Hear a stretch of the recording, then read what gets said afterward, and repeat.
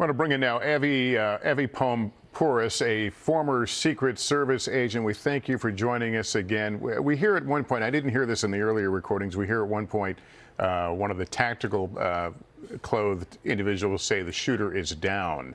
As you watch that unfold, I take it they were not prepared to move him until they knew where the threat was. Yes, you can hear that clear line of communication, and the communication is very clear and succinct. Can we move?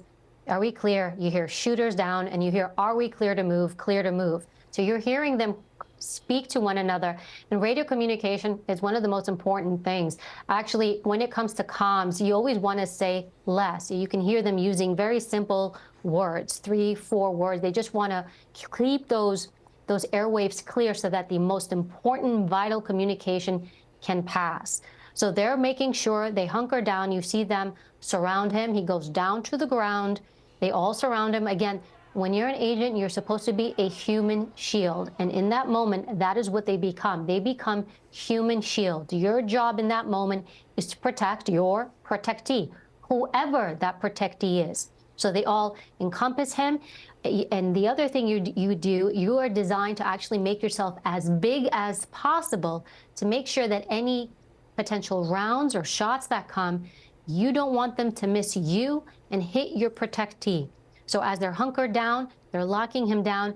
And if you look at the shot, actually, there's a shot where you can see the front of the stage, and around it, you'll see that design, that almost like a smaller, like a design barrier. It's got the flag around it.